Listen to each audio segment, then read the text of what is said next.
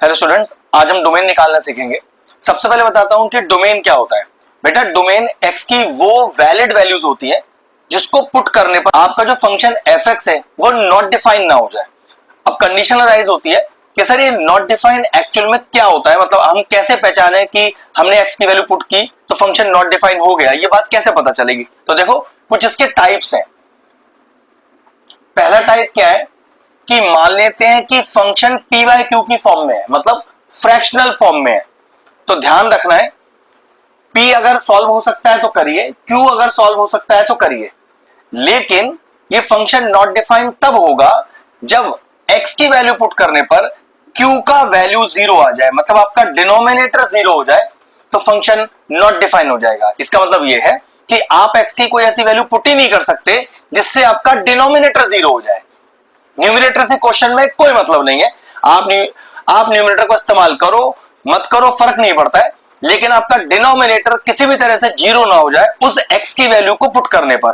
तो समझ जाना, वो एक्स की वैल्यू जो आपके डिनोमिनेटर को जीरो कर रही है वो डोमेन नहीं कहलाएगी। ठीक है। टाइप टू में क्या है, आपका फंक्शन रूट के अंदर है। ठीक है, ध्यान रखना, आपका फंक्शन रूट के अंदर है। जैसे मैं एक एग्जांपल की तरह बताता हूं, रूट एक्स प्लस टू। तो ध्यान रखो, मैं एक्स में यहां क्या पुट कर लूं, या मैं आपसे ये पूछूं कि कब ये फंक्शन नॉट डिफाइन होगा। तो ध्यान रखिएगा, अगर फंक्शन रूट में है और किसी भी तरह से एक्स की वैल्यू पुट करने पर फंक्शन के अंदर एक माइनस आ गया है, मतलब आपने एक्स की वैल्यू पुट करी और पता चला यहां पर एक माइनस आ गया रूट के अंदर। जैसे कि मैं आपको बताता हूं, एक्स में यहां जरा माइनस थ्री पुट करना, माइनस थ्री प्लस टू, कितना आ गया बेटा रूट के अंदर, माइनस वन आ गया। इसका मतलब यहां पर आप एक्स की वैल्यू को माइनस थ्री पुट ही नहीं कर सकते क्योंकि फंक्शन क्या हो गया है, not define. Hence minus three इस पर्टिकुलर क्वेश्चन का डोमेन नहीं है। केस तीसरा, हमने फ्रैक्शनल फॉर्म पढ़ लिया, हमने रूट पढ़ लिया। ऐसा भी तो हो सकता है कि होल रूट हो और होल फ्रैक्शनल भी हो, दोनों केस हो सकते हैं। तो ध्यान रखिएगा, कंडीशन मिला के इस्तेमाल करनी है। वो कैसे लिखते हैं कि क्योंकि फंक्शन रूट के अंदर है तो भाई नेगेटिव तो हो नहीं सकता, वो तो हमने बता दिया। फंक्शन अगर रूट के अंदर है तो सिर्फ जीरो हो सकता है या जीरो से बड़ा हो सकता है। तो पहले आप क्या लिखोगे कि ये जो p बाय क्यू है, जो फ्रैक्शनल वैल्यू है, या तो वो जीरो हो सकती है या तो जीरो से बड़ी हो सकती है, क्योंकि रूट के अंदर जीरो आ सकता है, वैलिड होता है। लेकिन एक कंडीशन है, देखो, क्यू जीरो के बराबर ना हो जाए, क्योंकि जीरो के बराबर होना तो नॉट डिफाइन होता है। तो एक कंडीशन और पता चली कि Q should not be equal to zero. तो आप लिखोगे दिस कंडीशन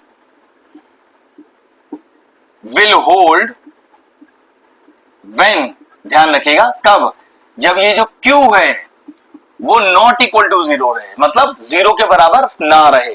ध्यान रखना, हम ये तीन पर्टिकुलर टाइप्स के ही क्वेश्चन सॉल्व करेंगे, जिसमें या तो क्वेश्चन फ्रैक्शनल फॉर्म होगा तो कोशिश करेंगे कि उसका डिनोमिनेटर कभी भी जीरो ना हो एक्स की वैल्यू पुट करने पर। अगर फंक्शन रूट में है तो रूट के अंदर एक्स की कोई ऐसी वैल्यू ना पुट हो जाए जिससे आंसर नेगेटिव आ जाए आपका।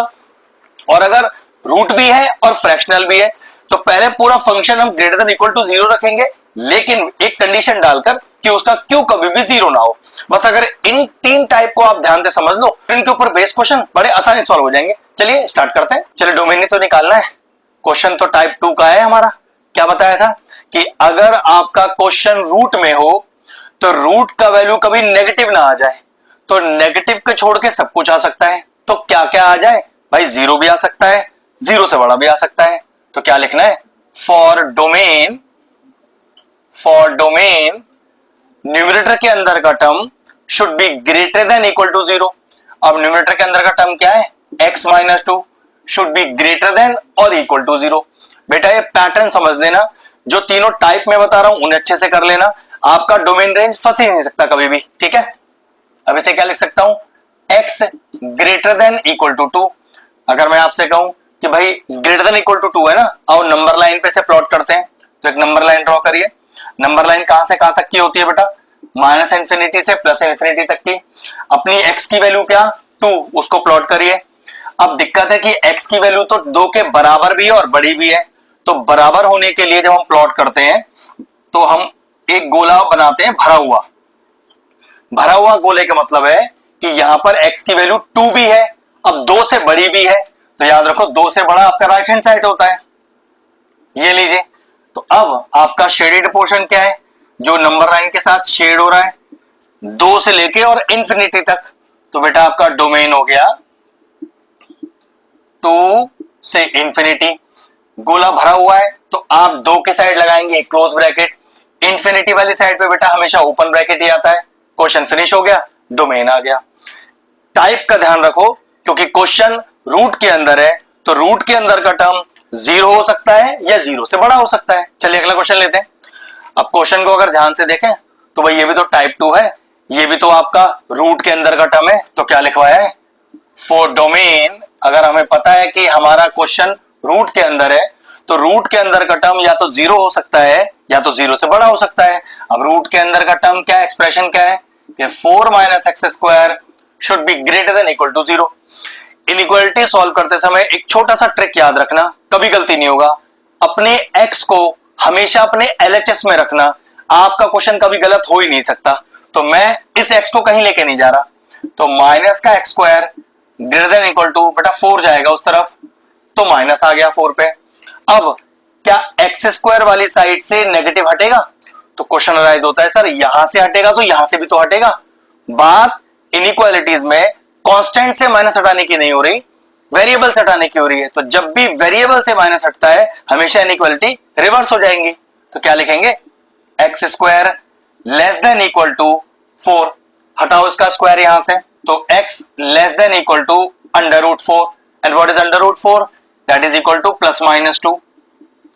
अब यहां पर आपको एक ब्रह्मास्त्र बताता हूं, 2 तरह के पैटर्न है जिसको ऐसे लिखा जाएगा। देखो क्या, अगर क्वेश्चन में है कि x less than equal to +- है, बेटा ये ऐसा तरीका है, आपका क्वेश्चन कभी गलत ही नहीं हो सकता।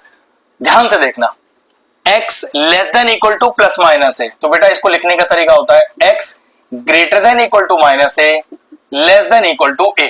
बस ये लिख के आ जाओ, आ गया आपका आंसर। लेकिन सोचो लिखा हुआ है x greater than equal to +- है, तो कुछ नहीं करना, इस प्रेजेंटेशन का माइनस उठा के इधर ले लेना है, तो लिखोगे x greater than equal to a less than equal to -a। बस ये प्रेजेंटेशन याद रखो, बात बन जाएगी।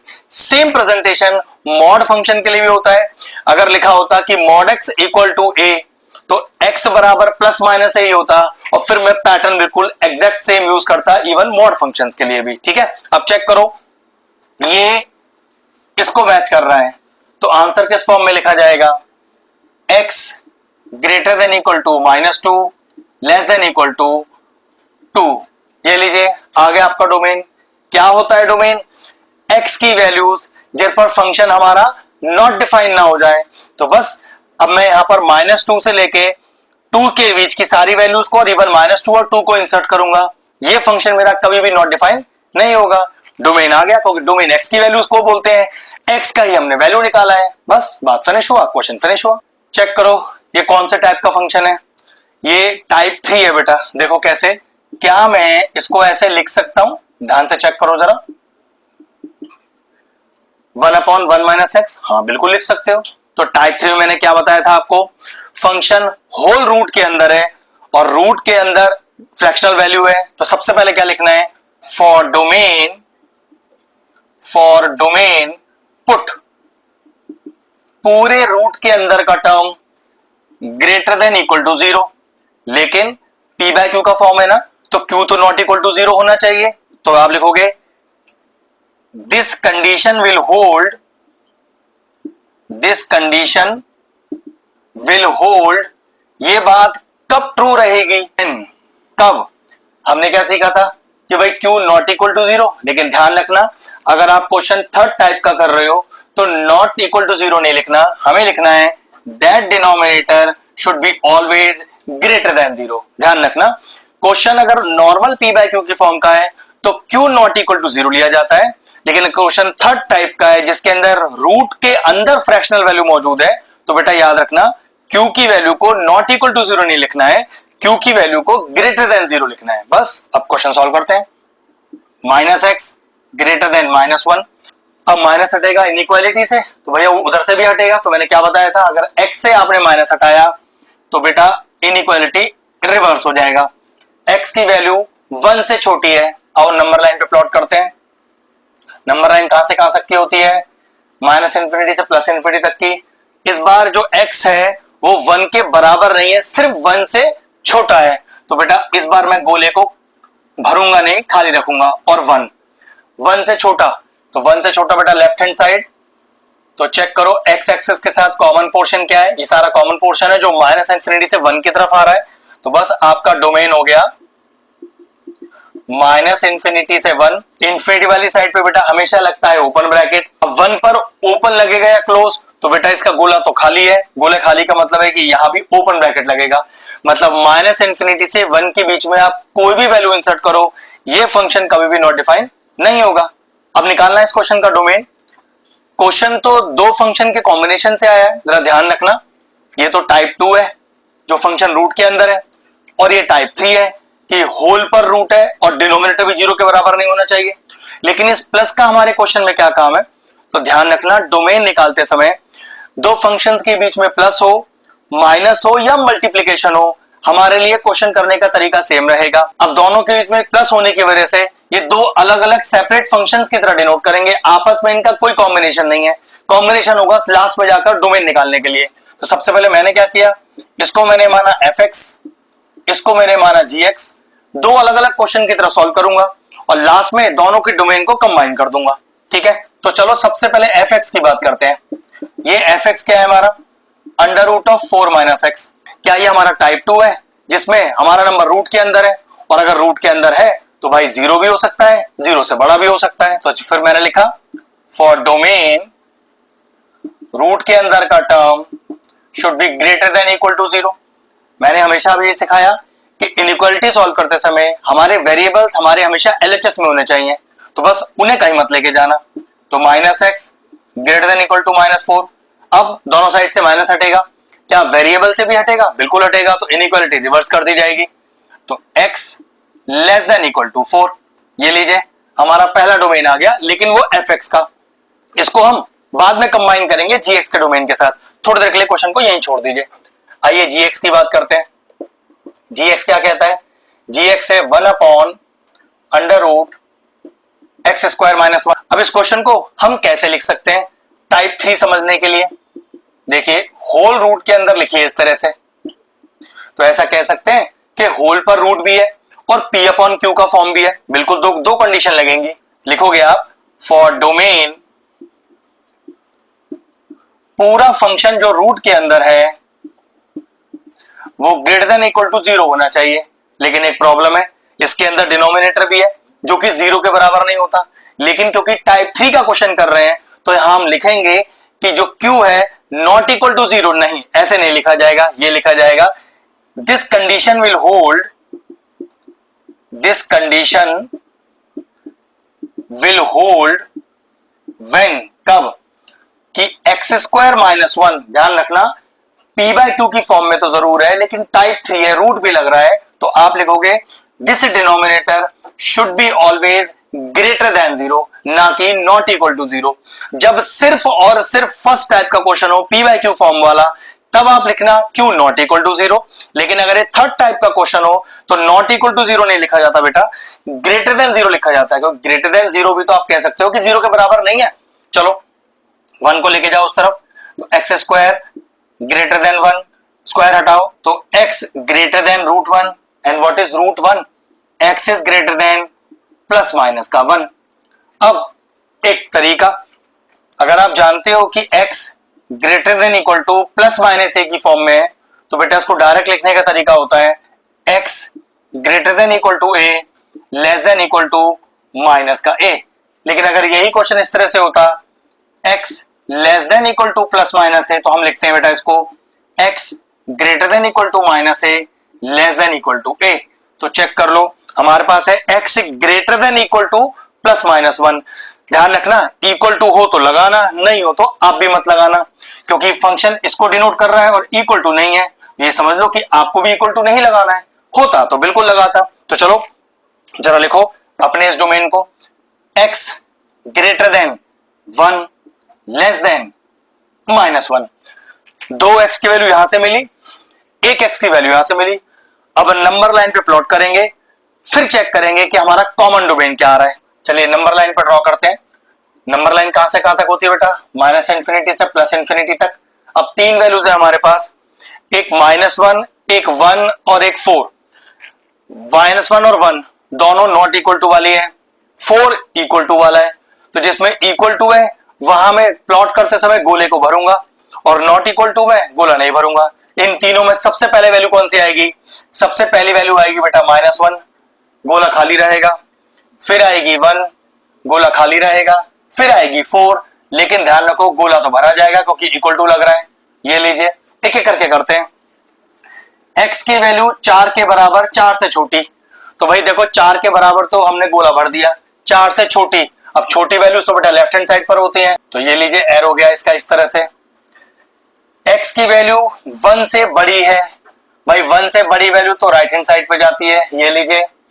x की वैल्यू छोटी है -1 से, x की वैल्यू छोटी है -1 से, ये भी इस तरफ चला गया।